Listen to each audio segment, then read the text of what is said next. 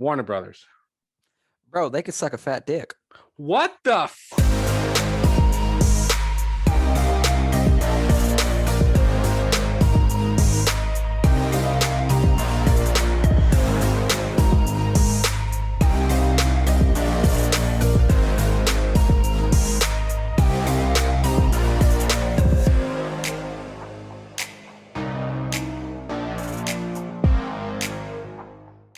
All right. Hey, guys. Welcome back to Let's Talk Movies. I'm Brad. I'm Miguel. And we are fired up tonight. We are fired up because there's a whole lot to talk about. There's a whole lot going on surrounding the DCEU and Warner Brothers. And so we're going to shuffle our usual layout of the show. We're going to do things a little bit differently because there's a whole lot to say. Miguel, how are you feeling tonight, my man? What's going on? What's going on? How you feeling? I'm a little buzzed. I'm not gonna lie. I'm one beer down. I'm one beer down. I got my Rheingeist Wowie again, and then I'm gonna switch to a nice IPA, a nice Rheingeist Knowledge. We're dealing in Cincinnati beer tonight. See, I ain't had Cincinnati beer in a while. It's good. But I had me about 5 Guinness, so it was pretty fire. That's fine. Well deserved. That's fine. What about you, man? I'm just disappointed. We don't have a whole lot of movie news from this week, so I mainly wanted to use this episode to kind of vent and rant a little bit. Okay, that's fine. So let me say this first. Let me begin by saying that I would have never thought in a million years that I would be speaking this passionately about the DCEU, because go back and take a look at episode 5 of Let's Talk Movies. Yeah, we are not the biggest fans of the DCEU. We are not. And that's not to say that I'm not a fan of the characters, although I was a Marvel kid. When I was little, Marvel was my thing. It was my thing. And I don't intend this to be a Warner Brothers hate video or a DCEU hate video, but as a fan, but the hashtag is gonna be I hate the Warner Bros. Pretty much. As a fan, it's really frustrating knowing what they're gonna do. It's really frustrating seeing something that, it's like with Zack Snyder's Justice League. I feel like Warner Brothers was handed a free winning lottery ticket. They won the lotto, and they're like, no, I'm going to go for these couple of scratch-offs instead, and we're going to see if we can build something really fun with these scratch-offs and win big. Yeah. No. Zack Snyder handed you something brilliant on a silver platter, and you're just going to ignore it. You're just going to let it go. You are going to let it go. It's right there. If you really want to compete with Marvel, which, let's be completely honest, and we're going to touch on this in this episode too, Warner Brothers is trying to compete with Marvel. They really should. I'm not going to lie. They are, and they shouldn't. Exactly right. They shouldn't. But I mean, look, look, Marvel's doing great. Okay, big props. I'm not going to sit here and fanboy over Marvel because I know people already heard enough about Marvel. But whenever you have the studio trying to compete with them, it's like, why are you trying to do it? Differentiate yourself, man. We want variety. We don't want the same thing over and over. You know what I mean? Yeah, and here I'm opening another beer because it's time. Here's the thing. I know it's a business, and I know there are people out there who are like, but you don't understand. You're thinking as a fan, you don't understand the business side of things. I do understand that they have to compete with Marvel. That's their business model. That's what they have to stay afloat. But my thing is, I think you and I, because we've been movie fans for so long, I think we've gotten a pretty good idea of how the industry works. Now, I'm not going to claim to be an expert because I'm not. I'm not at all an expert. But again, I think we have a good enough idea. Here's the thing is, as I said before, we were not the biggest fans of the DCEU, but the Snyder Cut changed that for me. It fixed so many of the issues that I had with the DCEU up to this point. Would you agree with that? I agree. Man, also because, I don't know, the Snyder Cut obviously did a lot of justice. I mean, that was dumb. Wow. They obviously did. Wow. They obviously did a decent job. And nice pun. Yeah, right. they obviously did a decent job in creating a great movie. Unnecessarily long, I'll be honest with you. I have It my was it caveats, it was by but no means a perfect movie yeah, at exactly. all. And obviously, I agree with you, Brad, that the fact that Warner Bros. Was given like a solid foundation right there to jumpstart this entire universe all over again.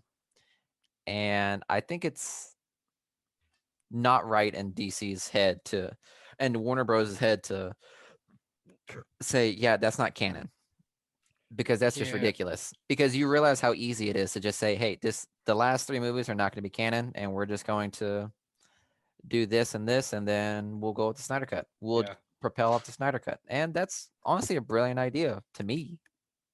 Well, Eh, and the other thing that frustrates me is that, it would be so easy to just say, hey, you know what? This did really well.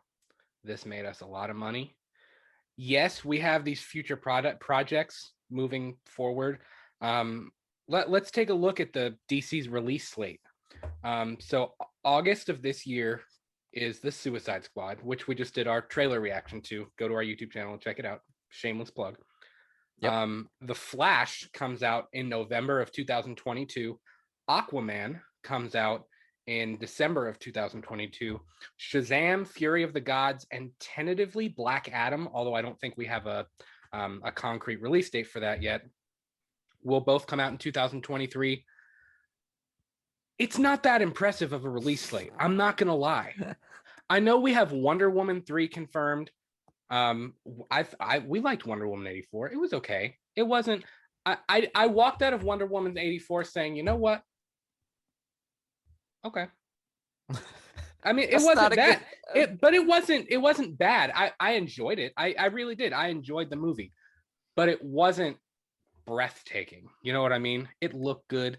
Um, it I thought the story was good, but their release slate, I'm sorry, but it's not that interesting so far. It's really not. Yeah. And the thing that frustrates me is that they could so easily just say, you know what? We're going to make Zack Snyder's Justice League canon.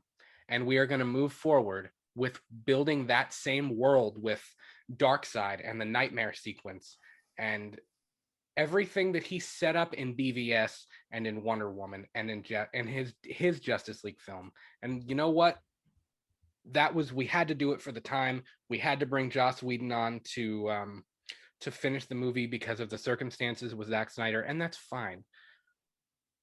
But I don't know why they don't. It's a good business model. At least in my brain, it's a good business model. I mean, do you agree with that? I agree that it's a great business model to go from. I think that when it came down to the whole thing with when it started with Zack Snyder and all that, I don't think Josh Whedon was the man for the job, Probably not. obviously. No. But I think it's because he was on his hot streak because he'd already making some solid movies. So Age of like, all Ultron right, had yeah. just killed. So you might as well just give it to him and see what he can do. And then he totally dropped the ball there. And if you do side by side comparisons with Josh Whedon and Zack Snyder's, you could see where Josh Whedon absolutely tore apart that movie. He really did, man. And I'm sorry, I'm not gonna apologize for trashing Josh Whedon, but fuck him. Okay, he really destroyed that movie. Now seeing the Snyder Cut because there's so many brilliant moments in the Snyder Cut that were cut in Mm-hmm. that were like removed in the Yeah. theatrical cut. And I was like, Yeah. why? That made no sense. Like what? I don't know what when Josh Whedon was put as a director, what was their plan? Because there wasn't any solidified plan. Like Darkseid was nowhere in it, and the ending was left open ended, kinda. Yeah. There was no like driving force for future movies. It was like, Mm-hmm. okay, well, this is where the Justice League starts, and we'll just go from there. Like that doesn't really do anything for us. And every single character in that movie, I could care less about them because there was no proper introductions for any of them, to Right. be honest.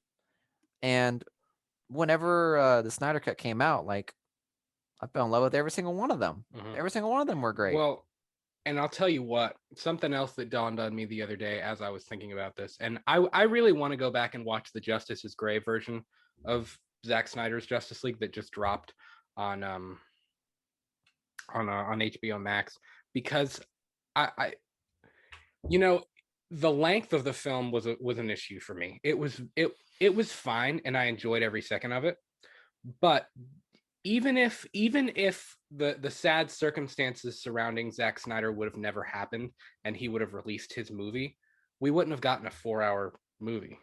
It would have been probably, I think he probably would have pushed for 3 hours at most, maybe two and a half. I think Yes. that's all the studio would have allowed, because that's a shitload of money. Mm-hmm. And we still, I think it still would have been better than the garbage that we got in 2017 with the Joss Whedon version. Yeah. But it, looking back, and I know hindsight, it's too late to change it now. And what he did was fine. But if they really should have given each superhero their own movie before we had a Justice League movie. Yes. They really should have. At least a few of them. Yeah, we were introduced to Wonder Woman in BVS, and I thought that was fine. And they can, Cyborg, I would have taken an entire movie on Cyborg. I would have taken the whole movie. I would have done one with Flash. And Aquaman already had his intro. Not really. He was introduced, but I mean, but I think Cyborg being in that movie, introduced in Justice League, was necessary. Like, that was a place to have him introduced. Probably. Because it pushed that story further. Because again, like we said before, Cyborg was the heart and soul of that movie. He was, man. But just like you guys do understand, like, each character needed their own like proper introduction. And if they're not given that, they have no weight. Right. And at that point, if they have no weight, it means everything that they do in the movie doesn't really do anything for us. Like, we don't really have any cares as to what they do. It's like, well, we don't care. We just know it's Cyborg. Like, we don't know why he's doing that. What is influencing them in these decisions they're making. Right. And those are important. Those are really important small factors that you have to take in consideration.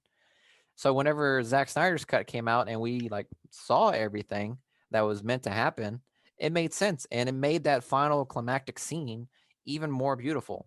Right. Yeah, and I don't know. It's just disappointing. The entire thing is disappointing. So let's hop into what was his original vision anyways? What was Zack Snyder's original plan for where the DCEU would go? I have an article here from Screen Rant that I want to pull up real quick. Let me get this pulled up here. Let me move us here. Okay. So this article, I won't read the entire article, but Zack Snyder had done an interview for Screen Rant, and he kind of detailed his epic DCEU greater plan of where we would have gone after his Justice League film. And it's really interesting. It's interesting enough that I would pay money. I'm kidding. I say that facetiously. I don't have money to pay. But anyways. I don't know. I understood what you meant. I'm losing my mind here. But he outlines where he would have went. So let's check this out. Developed before BVS, the story brought in the Legion of Doom and a plot by Lex Luthor to help Darkseid turn Superman and bring about the Nightmare timeline. I'm already hooked. You already got me. Batman would devise a time travel plan and sacrifice himself to save Lois Lane, thus preventing Superman from turning, leading into a final film where Superman returns as the hero in all his comic book glory to lead the forces of Earth, including men, Atlanteans, Amazons, and the Justice League, joined by the entirety of the Green Lantern Corps to fend off an invasion of Darkseid and the forces of Apocalypse in what Snyder has referred to as a New Gods Invasion movie. So I'm already hooked there. Yeah. I'm already hooked right there, because you set up this 2-film, you have Justice League, then you have the middle film where all the shit hits the fan. Lois dies, whether that's really the lead by the hand of the Legion of Doom. Batman fails to protect her. You set that up, and that's dope. And then your final film is Superman coming back. They set the timeline straight, and there's this big end game level fight for Earth where Darkseid loses and you have your Justice League win. I think that's dope.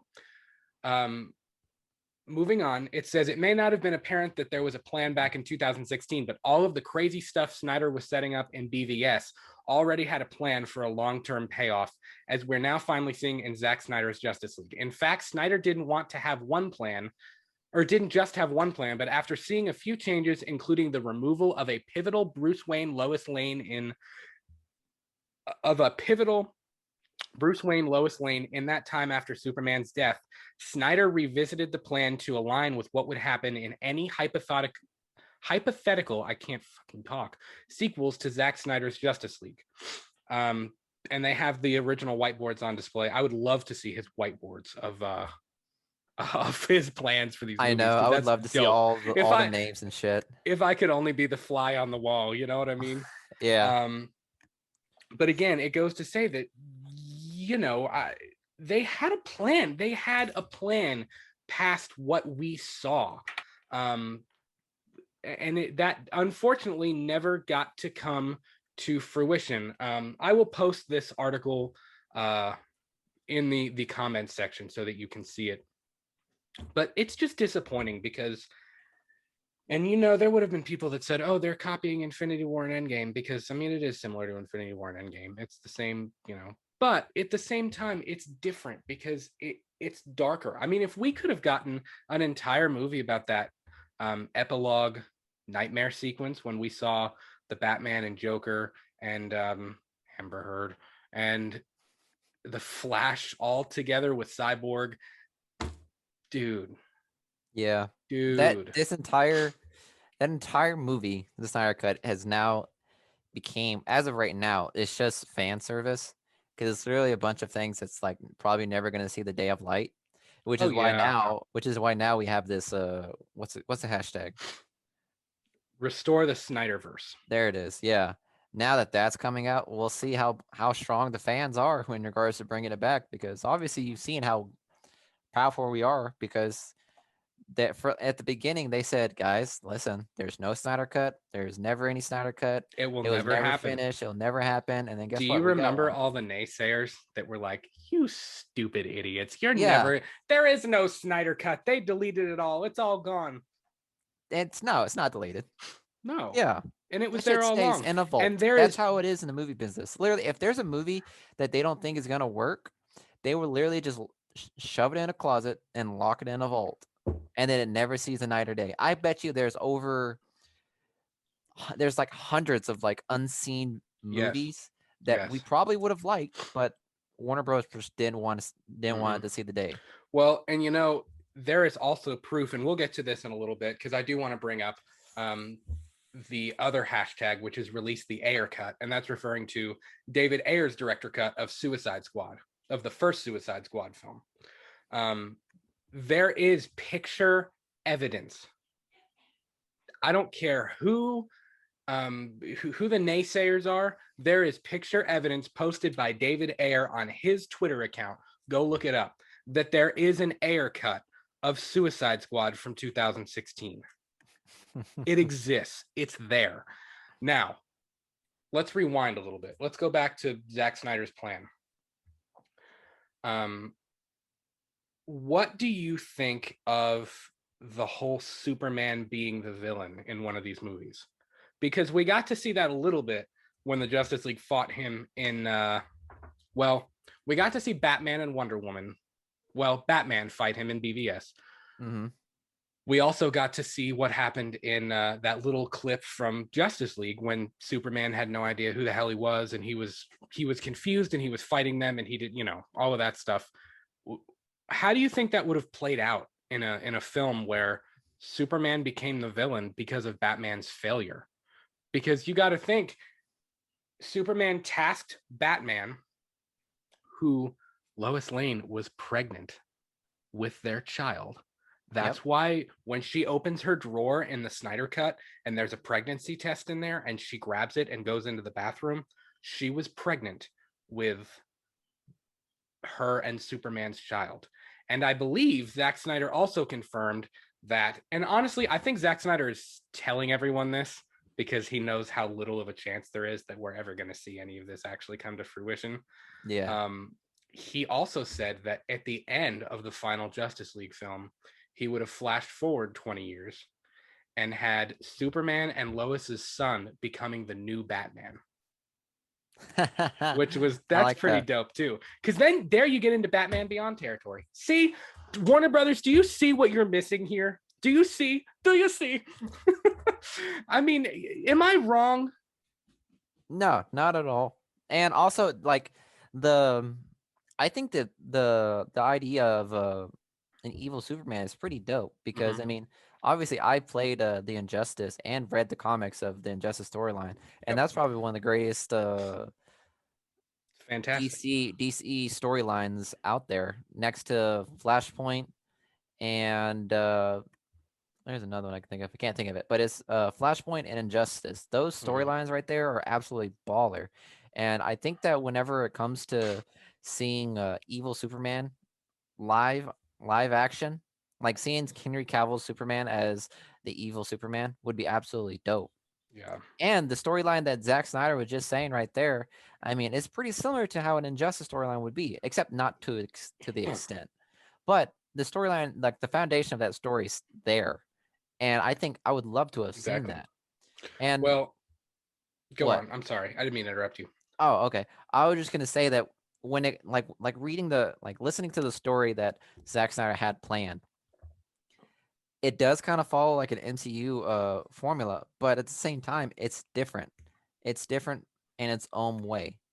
And I'm sure that if Right. we would have seen it in theaters or if it would have ever been filmed, it would have been a different. It would be able to differentiate.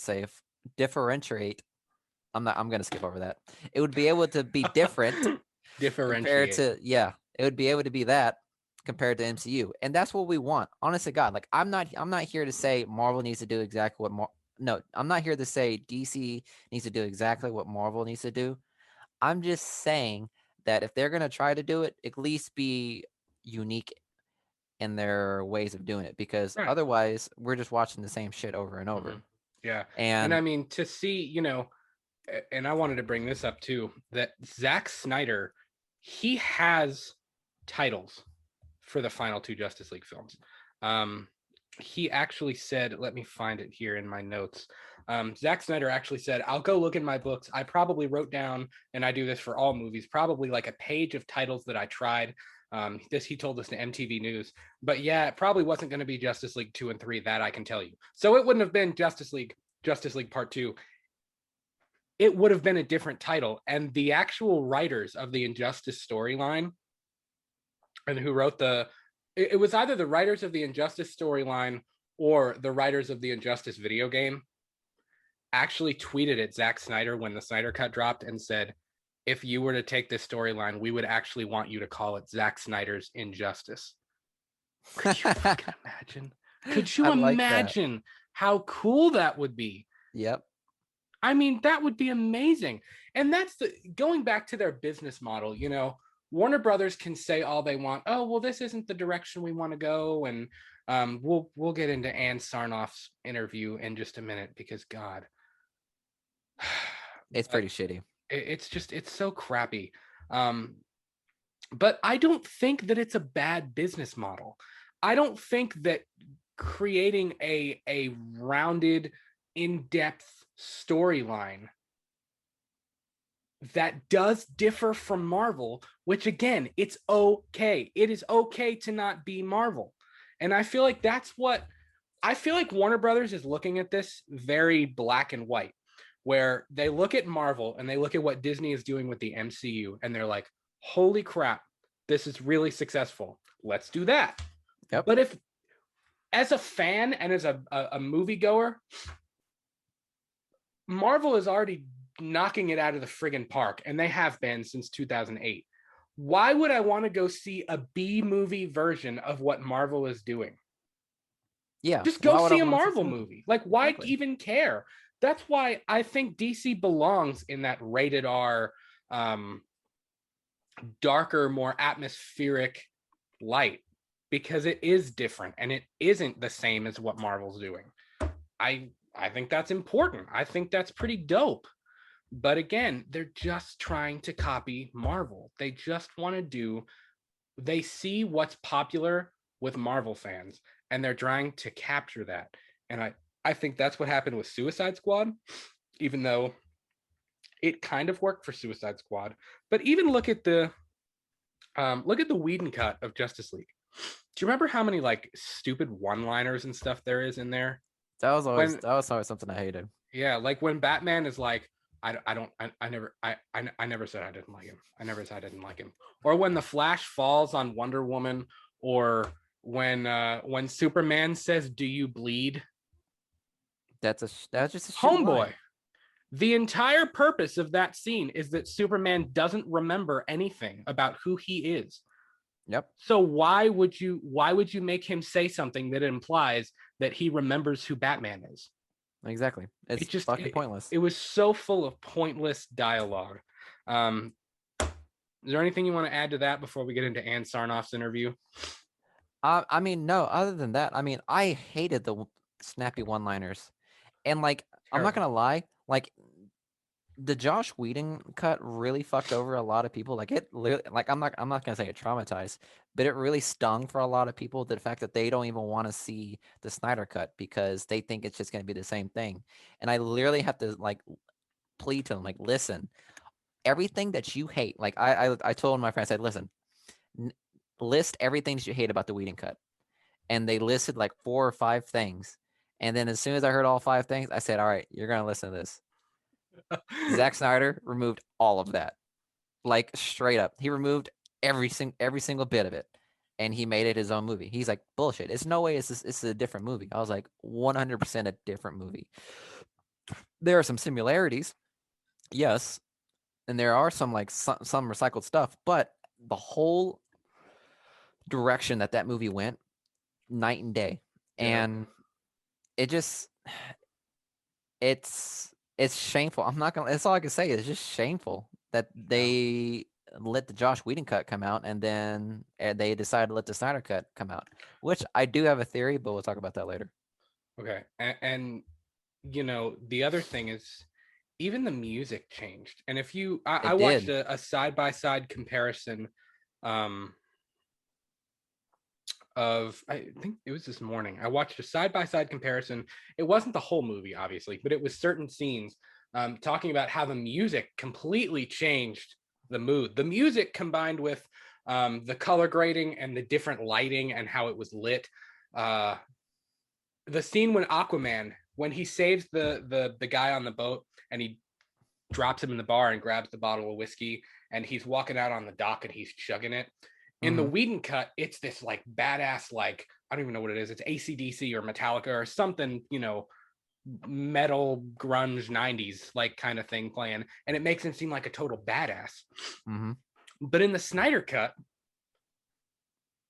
the music, and I don't know what music it is, but I don't remember, or I should say, but it makes you kind of think that Aquaman has a damaged, he's trying to deal with his demons, it's a complicated story kind of thing. You know, like he's drinking to try to suppress, and it makes it deeper. It makes It the gives entire story deeper. it gives weight to his solo movie. Yes. Like Yes. you actually start to question, like, well, why does he hate Atlantis so much? Like, what is this hate that is coming from? Yes. And yeah, sometimes it's answered, but then like there's more meaning behind it. And that way, whenever the Aquaman solo film came out, like you finally came to the conclusion. It's like, oh, okay, this is why. Yes. Like, just again, the story that the backstory that they did for them in 4 hours. In 4 hours, I'm not gonna lie. In like scale size, Zack Snyder basically did everything.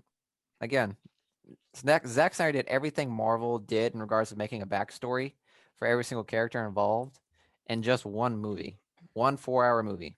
Right. Like that's impressive, knowing how great of a storyteller this man is. Yes. And it's just I don't know. He sounds like a fan. You know what I mean? He is a fan. I think he Yeah. genuinely is a fan. Everyone else in Warner Bros. They don't sound like fans. I'm like, what the fuck? You don't want that. Well, and we're gonna get into the Ann Sarnoff interview now, and it honestly makes me wonder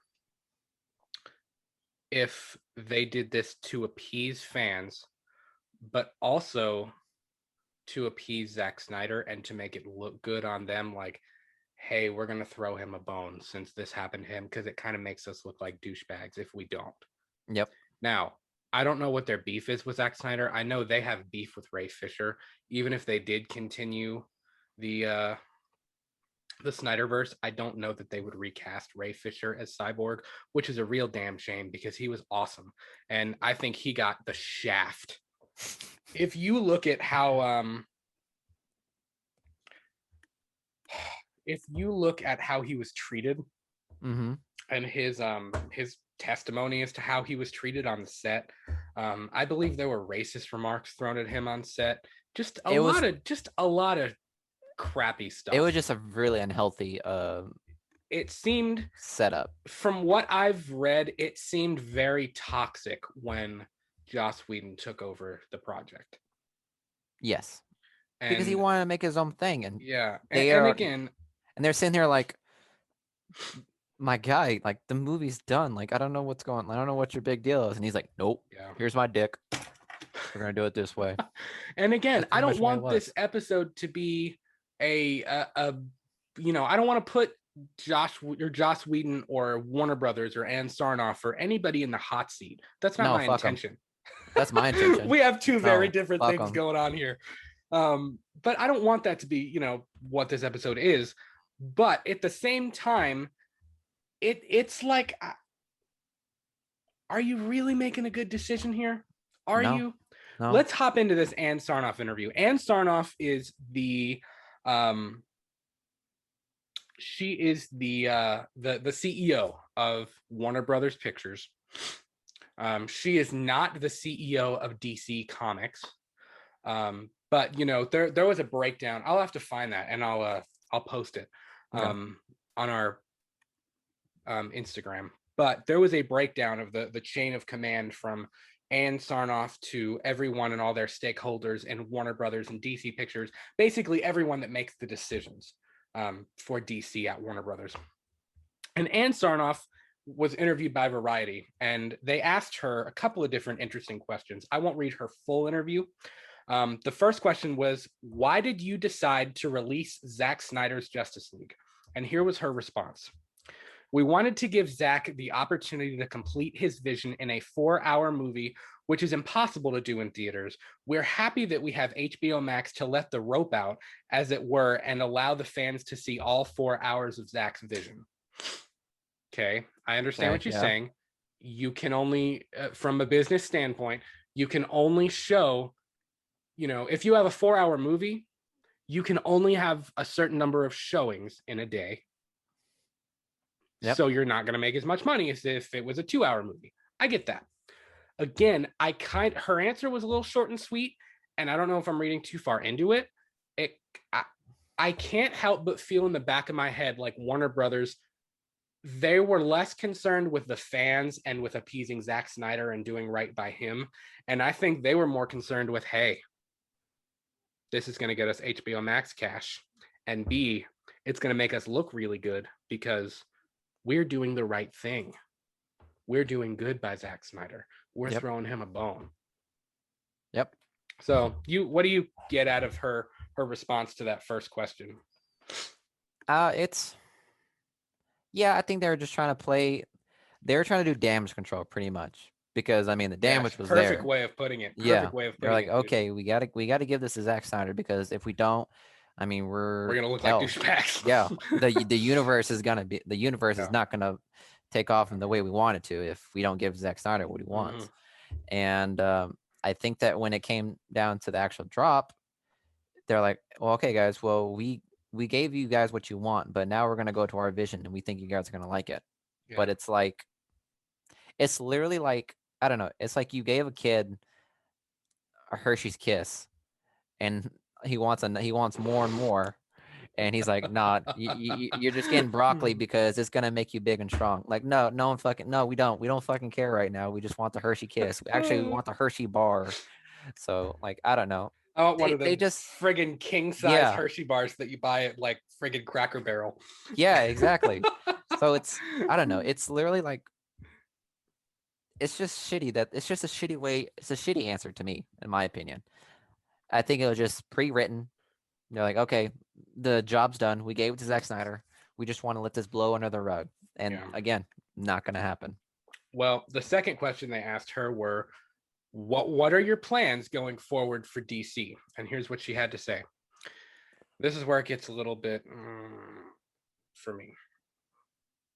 We've got an incredible group of creators, television series creators, Max series creators, feature film creators, who are basically broadening the base of the talent that we work with on DC because we're so excited about the potential to build out the DC multiverse. Okay. Okay. It's one of the reasons why I was hired almost 2 years ago. The before and after was it was a very siloed organization with no connectivity between the businesses. DC was being developed, but in a kind of monolithic way in each division. I assume she's talking about um, Chris Nolan's Dark Knight trilogy and Yeah. Superman Returns from the early 2000s, things like that. Um, my mantra coming in was to make it bigger and broader, and we really want to surprise and delight the fans with more connective tissue across the various media and platforms. I'm talking movies, HBO Max, television, and our games division. Now, here's where I get a little weird. Because again, take a look back at DC's release slate over the next 2 or 3 years. It's not by any means connected at all. Is there any? I know she said the multiverse, and I know we have Matt Reeves' Batman film. We had Joker that just came out. But at the same time, we're talking about the DCEU. That is the point of, and I believe that was whoever this interviewer for Variety was. I believe that was their intention was to get something about the DCEU. Mm-hmm. Her answer doesn't make it sound like they're trying to build this connected, interweaving storyline for the DCEU. And that's what's in question. That's what's been in question all week. That's what we've been talking about all week. That's this hashtag restore the SnyderVerse and hashtag release the Ayer cut, and talking about their future projects. I don't see anything in their future DCEU release slate that I'm like, I'm excited for that. Like, wow. They have a Blue Beetle film coming. I know we don't really know much about that. Black Adam and Shazam. I still haven't seen Shazam. It didn't look like it interested me all that much. I'm not gonna lie. It holds its own weight. I'll be honest. And I'm It sure does. it does. I've heard good things about it. Um, but that's my biggest gripe is that I don't think that their release slate is anything to be excited about, you know? It's a meh.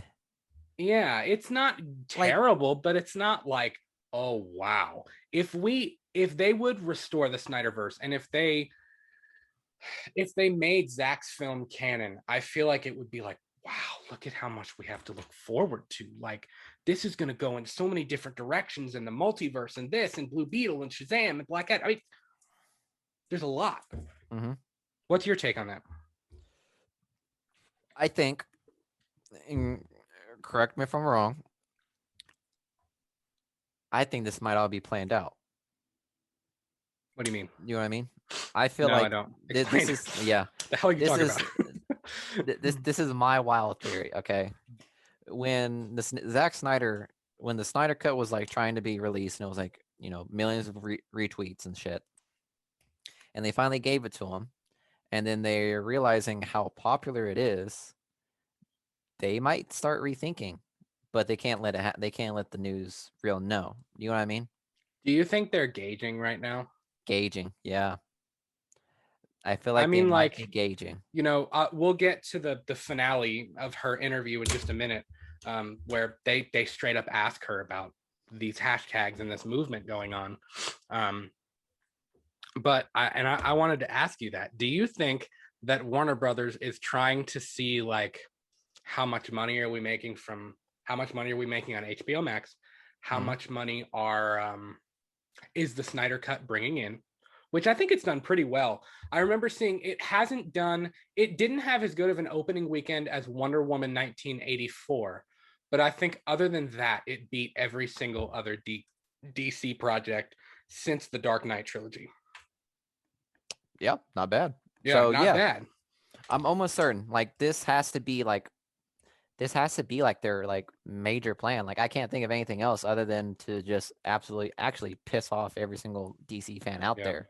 Like I'm Well, sure they have an idea. They're like we'll just see how everyone thinks about this, because if it turns out that this is something that we want to do, then we got to come up with a plan. yeah, And I think that might be a case if we enter the Flashpoint right. stuff. And I mean, we already know the Flash movie has been rumored and speculated to be about the Flashpoint storyline from the comic books, which I Hmm. think is dope. I will say I am excited for the Flash movie. I am too. I think that's going to be very well done.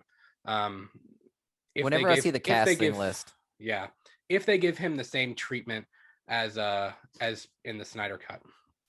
There was something I was going to say and I don't remember. Maybe I'll think of it. Let's move on. Let's go to I believe this is the second to last question. Second to last question. They asked her, the Snyder Cut came about because of a fan campaign online. Do you feel like you need to strike a balance between being responsive to fans and charting your own course as a company? How damn. responsive do you believe DC should be? I know they didn't hold back, did they? Yeah. They just went for it. And here was Anne's response. She said, we're always going to listen to our fans, but we are in service of the broadcast fan base, or the broadest fan base, and we owe them an integrated, holistic strategy. We are the shepherds of the franchise, and hopefully, when the fans see what we've got in store, they'll know that DC is in good hands across many different platforms with many different creators. We want different voices in the mix. For certain fans that want singular voices, they may be disappointed, but we would ask them to be patient and see what we've got in store, because perhaps the newer voices in the mix will have just as compelling stories to tell. On balance, you, of course, want to listen to your fans, but we do want to stay true to our vision and our mission for DC and build that out. Your face says it all right now. If you guys are watching No, on YouTube, Miguel's face says it all. no, it's the fact that she said like the singular fans compared to the broad fans. It's all fans. I'm Yeah. sorry. Listen, I'm sorry. No. You don't have the fan base as Marvel. I'll be honest, you don't have that. You have your fan base, same as with Star Wars. It's the same principle as with Star Wars. You have this fan base, Yeah. and you at least have to cater to them. Otherwise, you lose a shit ton more. Right. And it's not like, and like the whole debate between the Star Wars thing is saying that Star Wars is for kids, and the reason why people are not liking it because it's not for you anymore. It's for kids. This is a whole different ball game. It really Like is. I you've agree with that. seen how the last DC movies have been. Like they're dark and gritty. Like they're not Mm-hmm. necessarily for kids.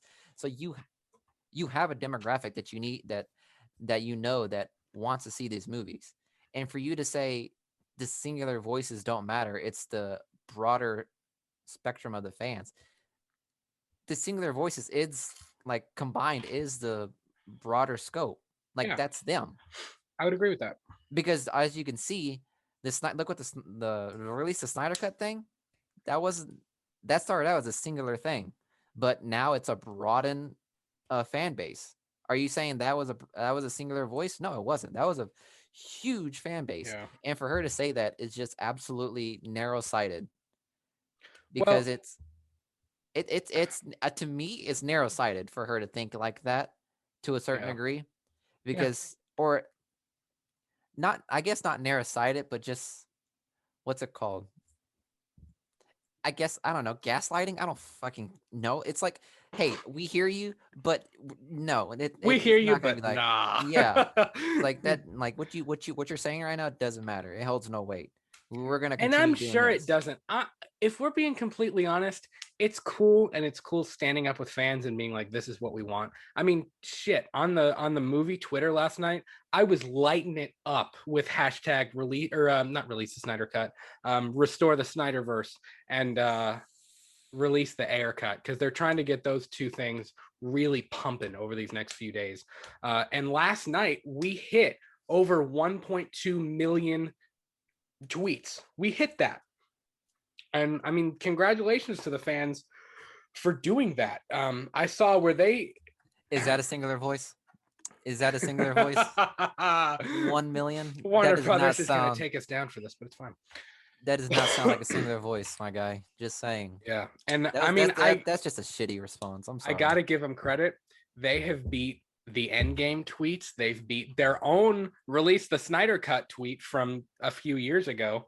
Um, the thing that got me about her response to that question is that she said, um, that DC is in good hands across many different platforms with many different creators, and they want different voices in the mix. I think she kind of passed the buck a little bit, where she was like, we're just here to make sure that everybody's doing their job. We're going to leave the actual storyline and the interconnectedness of it to the individual creators. And that's not, if they want to try to copy Marvel, I don't think that's what Marvel's doing.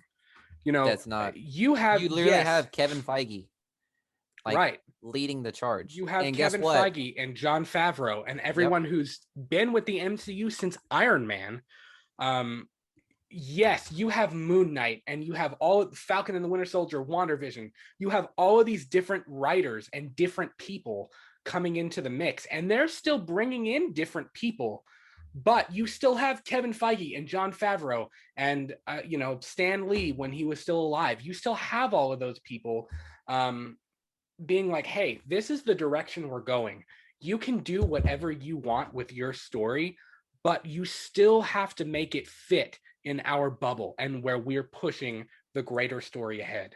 And I think that's what the Warner Brothers executives really need to do if they want the DCEU to be successful. Yep. And that's fine. I'm okay. Honestly, I wish Marvel would do a little bit more of this, where everything that Marvel is doing is MCU related.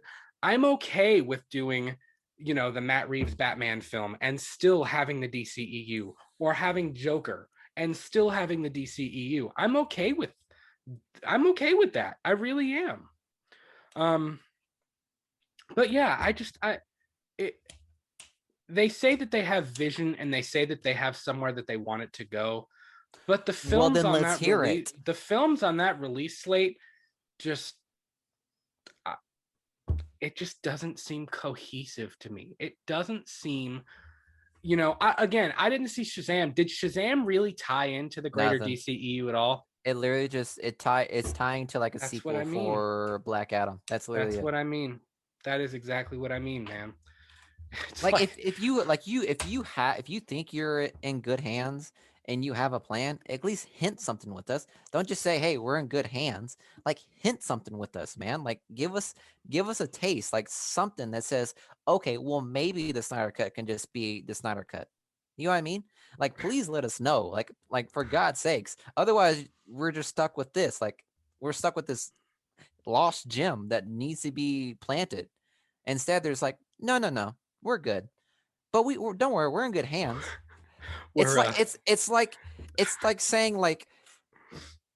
like saying like my car got stolen and the cops found it and it's trashed and you said, "Did you found my car?" "Yeah, we found it.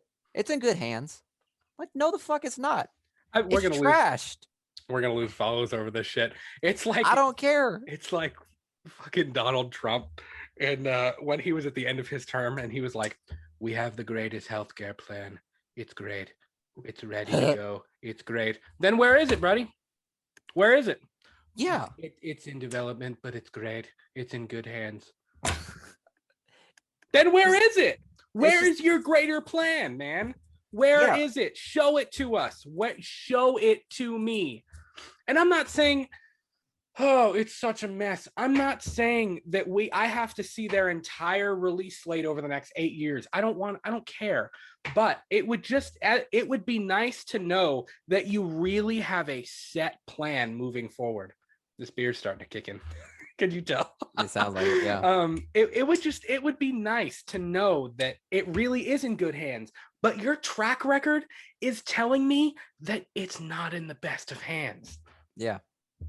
Your track record is pretty much saying, hey, we're going to crash and burn. But at least we gave it the Snyder Cut. I know they have a lot going on. Godzilla vs. Kong is about to release in the US. It's already released in China. It grossed, by the way, side note, positive note. Godzilla vs. Kong made 20 mil on its first day in China. Tala. I'm not saying that I hope it's going to be the movie that reboots the box office, but I hope it's the movie that reboots the box office. Yep. I really do. I hope it reboots it hard and people flock to go see this. I just bought our tickets. We're going next Friday and I'm hyped. Yep. But yeah, let's finish out Ann Sarnoff's interview. And again, Ann Sarnoff, you're probably not listening to this, but if you are, I am not bashing you. Watch what you're about to say. Just saying, if you are, just saying, get your shit together. I'm not. I don't want this to be a Warner Brothers bashing session or a Joss Whedon bashing session. I really don't. Warner Brothers does a lot of really great things. They really do. But I feel like the last good thing I know. The last good thing Warner Bros. Did was Scooby-Doo. The Dark Knight trilogy was pretty good. I think the Dark Knight trilogy is one of the best trilogies of all time. Well, I didn't know they'd made Warner Bros. I'm sorry. I'm just pissed right now. Yeah. But here's the last question they asked her. And this is probably going to piss you off. You think that last question pissed you off? Are you ready? Yeah, let's hear it. Rip that Band-Aid off. Variety asked Ann Sarnoff, the campaign for hashtag release the Snyder Cut has moved into a new phase. It's now hashtag restore the SnyderVerse. What's your reaction to this campaign? Here's Miss Sarnoff's answer. I appreciate that they love Zack's work, and we are very thankful for his many contributions to DC. Okay. We're just so happy that he could bring his cut of the Justice League to life, because that wasn't in the plan until about a year ago. With that comes the completion of his trilogy.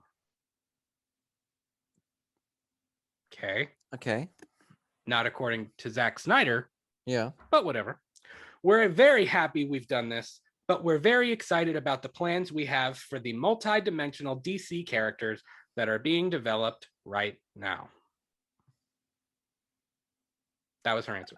I love how she just said, like, his trilogy is finished. Like, it's not a trilogy to begin with. It's a saga. Yeah. He literally said it is a 5-part thing. His part of the DCEU was supposed to be in 5 parts, with The Flash and Aquaman Part 2 tying in, just like the Avengers films and the DCEU, the MCU. You still had other films that tied in, but his original plan was Man of Steel, BVS, Justice League Part 2, which probably would have been Injustice, and then the final Justice League film. That probably would have hit, that was his full vision. So I feel like for her to say, we appreciate everything he's done, but his trilogy was finished with this, I don't think so. That's every interview I have read with Zack Snyder over the last week since Monday. We are filming this on Friday. What day is it? I don't even know what day it is. Friday, March 26th in the evening.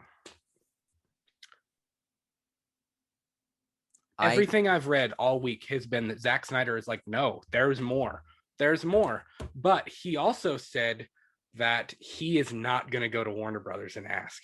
He flat out said that Warner Brothers is going to come to him if they want it. Oh my It's on the god. table. And I Oh don't my blame. Do you goodness. blame him? Do you blame him? I guess I don't blame them. I They don't. they really messed that guy up. They I really just I just feel bad trashed him. for him because I think he's a really good guy. Every interview I've seen with him, he seems like a very genuine, humble dude. He really does. Did you see the little snippet of it's a comedian. He's doing his comedy show, and he was asking some he was just, talking to the audience members, and he was like, "Hey man, what's your name?" And he was like, "Zach." And they're like, "What do you do for a living?" He says, "Well, I direct movies." And he was like, "You do? Bullshit. I doubt you do." And then he was like, "Well, what movies have you made?" He was like, "Look at my IMDb." And then it popped out like Zack Snyder's he's a cool cat. Like he seems like a really cool he's a guy. really cool kind of guy. So like it's just I don't know. It's like that's the man I would love to see DC front. I would like to see him as the face of it. Like how Kevin Mhm. Feige is basically the face of the MCU. Zack Snyder can 100% be the face of the DC. What did I say? Zack Snyder can be the face of the DCEU universe. You know what I mean? Yeah, yeah, Like yeah, he has the capability of doing it. yeah. But like it's just the fact that Warner Bros. Literally has to say they literally have to sit down and say, okay, we need to give this to him because this is something we like. There's a lot of promise. Mhm. What pisses me off is that the fact that it feels as if Warner Bros. Has they're given a good hand and they're like, nah, throw it back in the deck. Give me another one. But We'll see that's where what it I goes. said. It's like they won the lottery and they're like, you know what? You know what? We can do this again. Hand me that $2 scratch off and that $1 scratch off. And you know what? How about give me another scratch off? I want scratch offs. We're gonna make our money back in scratch offs. No, not the way to do it. No, no.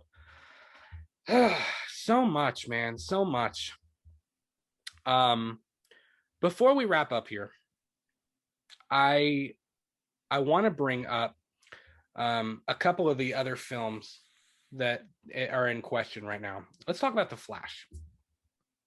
The Flash film about the Flashpoint storyline is slated for November 4th, 2022, as of now. I don't know if that's going to move. I think that's far enough that even with everything going on with COVID, it'll be fine.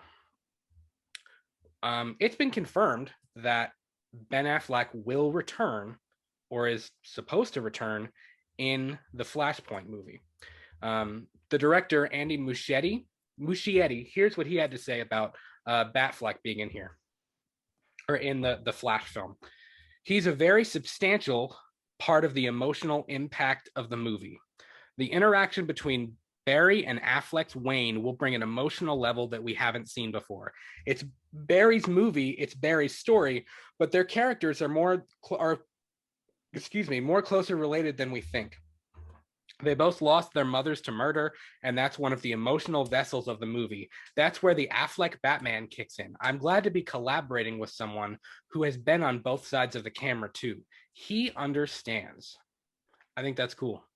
I Yeah, was 'cause I not a mean, fan of Batfleck until Zack Snyder's Justice League. I'm not gonna lie, and it honestly, same. changed my mind on it. I, Yeah, I a lot of actually people. really liked him in that I in Justice League. I liked him and BVS to a certain level. Yeah, it was okay. I understood his iteration of it, but a lot of people didn't, and that's another reason why people don't want to watch the Snyder cut in Justice League because they don't like the Batfleck. Yeah, But again I have to I tell my friends like listen, he really improved. he Same with did. Jared Leto's Joker. Like Oh yeah, they really outdid themselves. yeah, and we're gonna touch on that too. Um, so yeah, I don't know. I'm I think this Flash movie that's coming up, like that's their opportunity. That's a yes, really big opportunity because again, it's about changing the timelines. Like this is something that you can do. Like you can make the Flashpoint movie be a revamp or a reboot to the cinematic universe. That's Yeah. possible.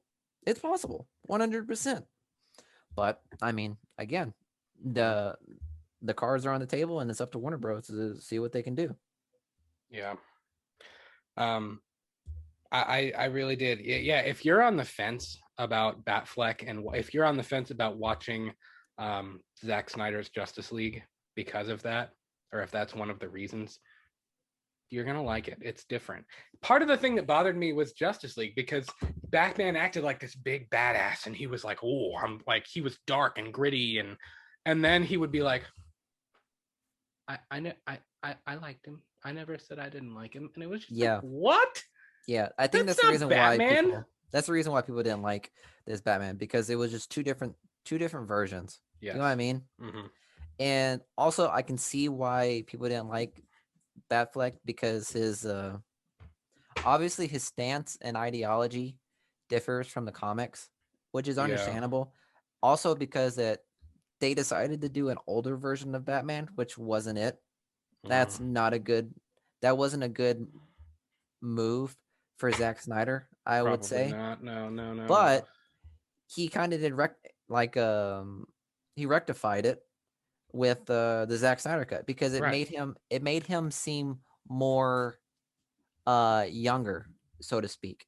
It made him Yeah. seem younger and more open to the idea Yeah. of a team. Well, he And was it's, also serious. It wasn't like, yeah, he had the line about like, "I'm rich, like that's my superpower," or that whatever. was it. But that it worked for his character. It it was believable that it was Bruce Wayne saying that, because he's kind of Yes. I felt the snobby richness to him, you know. Exactly. In the Whedon cut of Justice League, I felt like he was kind of a whiny little bitch all the time. And that's not like, I don't want to think of Batman as that. I want to think of Batman as like a dark, cryptic, he's got demons and he will pummel you. You know what I mean? Um, Exactly. so the other thing, speaking of Batman, that I wanted to bring up was Michael Keaton. It had been rumored for probably going on close to a year now that Michael Keaton would be reprising his role in the multiverse fashion in the Flash film, as kind of a Nick Fury-esque mentor to Hmm. Batfleck and to the Flash, as old man Bruce Wayne, or old man Batman. Um, Here's what Michael Keaton had to say. He said, "If I talk about Batman, I'll just be bullshitting you. I really don't know. I'll have to look at that last draft," talking about the Flash script. He also brought up the COVID-19 pandemic, and he wasn't really sure. Um, but, also he said on his participation, in his involvement in the film. So that's my first thing about all projects. I look at it and go, is this thing going to kill me? Literally. As you know, if it doesn't, then we talk.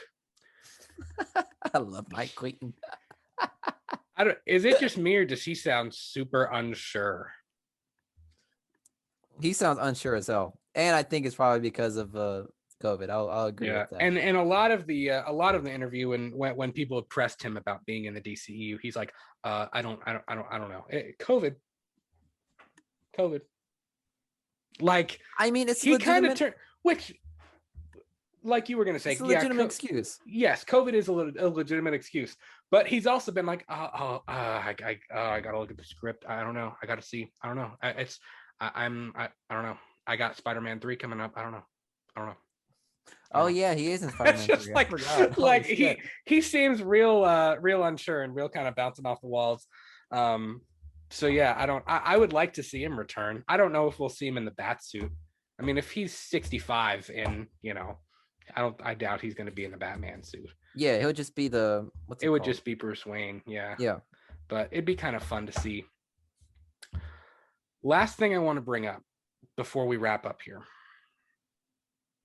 is the other half of this whole fan campaign that's going on right now, and that is hashtag release the Ayer cut. And of course, that's referring to um, David Ayer's cut of Suicide Squad from 2016. Is that when Suicide Squad came out? Yes, I think so. I believe so. So David Ayer has been very vocal on Twitter with Warner Brothers, with fans about, well, Zack Snyder got his cut of the film. Where's mine? I mean, it's like they literally open up a Pandora's box. I mean, They do. there's been director's cuts and everything about movies, but for it to for Zack Snyder's to be this much in the spotlight, it's pretty much like opening up this box where like it's the director's power. Like the Yeah, directors can have more power in doing stuff, which honestly should be that. It shouldn't be led up to the producers or the I don't know, just you know what I'm talking about? yeah, yeah, It shouldn't be left up to the studio and the producers to do it. Like, yeah, you can fund it, but then you are investing and you're basically putting a coin in a slot machine and expecting money to come out. Like you're trying your luck. yeah. Like you have no power to make it win. You know what I mean? Like Definitely, you have to let the dice roll. Like definitely. you put the money in, and if you make money, cool, you make money. If you don't, cut the shit out. Hmm. That's the way it works. Absolutely. And I think that whenever Warner Bros. Decided to give the Snyder Cut out, now a lot of directors are starting to see that like the directors have the power to actually create what they want to create without the Hmm. hindrance of the studio or producers like trying to lead it all somewhere else. Right. Yeah, yeah. So Um, I'm 100% for. I would love to see. It's not that the fact I would love to see the movie itself. I'm sure it'd be good. I mean I was a fan. I mean I liked Suicide Squad already, but I'm sure the Aaron cut would be dope. yeah, But I just want to see the power change between directors and producers and studios yeah, yeah, yeah. And that's because very that's where it's valid. tough. And that's something you hear a lot. Even in horror films, you hear it a lot about the studio or the MPAA. They cut out so much because it's too violent, or it's too gory, or it's too this, or it's too that, or it's too in depth in this character, or it's too long. I mean, there's a whole laundry list of reasons that the studio interferes and jumps in. Um, so let's hop in here. David Ayer, he again very vocal on Twitter, very vocal with fans, answers fans all the time. He's been very vocal on this whole restore the SnyderVerse, release the Ayer cut, you know, all these things. Mm-hmm. This tweet that I have screenshotted was in July of 2020. And someone asked him, David, is there anything you can say regarding whether or not your cut exists and the chances we'll see it? And David Ayer retweeted it and said, the cut definitely exists. You'll need to ask Warner Brothers and HBO Max to let it see the sunlight. Pretty much. It's there. He also, there. I believe he posted a picture. I'll have to go find this one. He posted a picture of the reels that says his name, Suicide Squad, when they filmed it. Another one, fans said, or that he tweeted, David Ayer tweeted, on October 17th, 2020, I took the hits like a good soldier when the studio cut hit the streets. It's who I am. I watched my cut for the first time since it was abandoned. It's fucking amazing. Oh God. I felt guilty for years like I fucked. Nope. It's fire. It's the tone of the Comic-Con trailer 100%. That's for verbatim. That is David Ayer's tweet. Another tweet. He's all for it. Yeah, he is all for it. Another tweet. Someone said this. Someone tweeted at David Ayer and said the version of Suicide Squad that we've all seen was not the movie that David Ayer wanted to release. With the popularity of the superhero genre, why not show his cut on HBO Max? I'm sure a lot of DC fans would love to see an alternate version of the film, and it would really help to sell meaning helping to sell subscriptions to HBO Max. And David Ayer replied and said, this is a good question. My cut would be easy to complete. It would be incredibly cathartic for me. It's exhausting getting your ass kicked for a film that got the Edward Scissorhands treatment. The film I made has never been seen. Wow. Okay. He's passionate. He is a passionate dude. Goes to show how much Warner Bros. Has been really fucking over their directors. I'm not gonna lie. Yeah. Like Warner Bros. The studio itself is not catering to the directors, as we can see. And I think they rarely do. I think anytime you hear about, well, the studio really got in there and dicked you. Okay. I, Okay. um, I, I I think it's never a good thing. And I know there are incidences where, yeah, it's probably too long, or there's probably too much in, in one part, or they see a reason that they need to cut it. But for these DC films, man, I think I think they're making a mistake. I really do. Uh, the final tweet I have here is from David Ayer again. He said, this trailer, talking about the Comic-Con suicide trailer from 2015 or 16, he said, this trailer nailed the tone and intention of the film that I made. Methodical, layered, complex, beautiful, and sad. After the BVS review shell-shocked the leadership at the time, and the success of Deadpool, my soulful drama was beaten into a comedy. Jesus. He's talking about Suicide Squad. So he is straight up saying that Warner Brothers saw Deadpool and the success that Marvel was having, and they were like, ooh, you know what? Let's try and edit this to make it seem like a comedy. And I think that's why there's some comedy in Suicide Squad that's real hit and miss, because it wasn't intended to be a comedy. So again, I didn't have a big problem with Suicide Squad,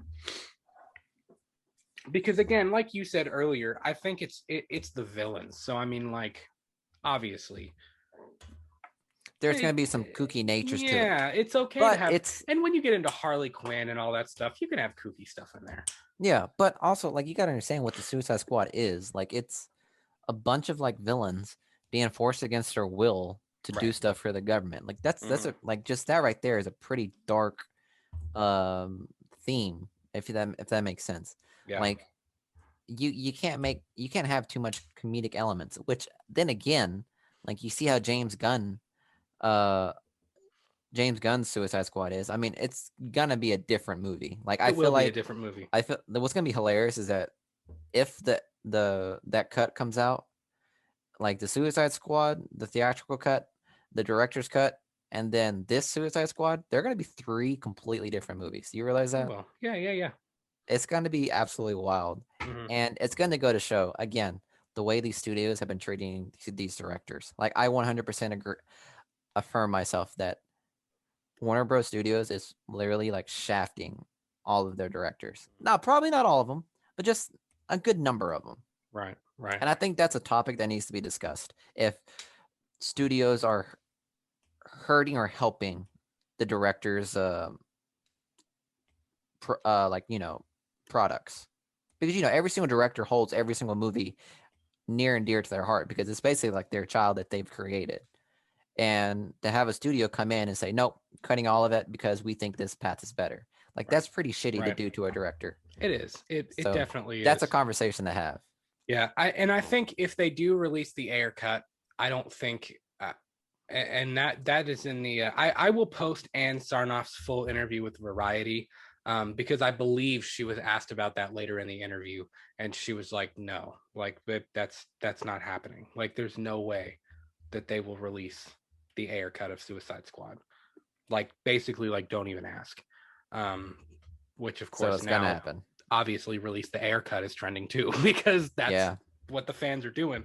But I would say that's very, very unlikely. And again, you may be right. Maybe Warner Brothers is gauging and they're trying to figure out, like, hey, what are our chances of making money off of this? How is this going to be successful? Is this the direction we want to go?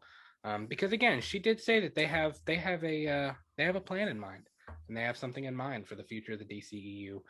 It's just in question of what that is. What's your plan? I'm very interested to see what their plan is. The other thing that I wanted to bring up about the Ayer cut of Suicide Squad is, if they were going to try to make that canon, I don't think they could fix Joker. And I will say one criticism of David Ayer's Suicide Squad: either cut is that the Joker, all the tattoos and everything, it was not a good creative decision No, not in at his all. design. And that's not Jared Leto's fault. I think Jared Leto did spectacular with the role. I take away the tattoos. Everything else is fine. But the damage on his forehead and all the weird, the whole like that thing with the smile on his hand, like it was weird. I didn't like the tattoo thing. But you could also fix that from how he looked in the nightmare sequence. He had makeup on over it, or I mean, who knows? he had the Maybe gloves on. I mean, maybe the haircut was a is gonna different have none of Joker. that. Yeah, maybe Maybe. I don't know. maybe the studio decided to go with this Joker. I don't know. Who Well, knows? we would have to see.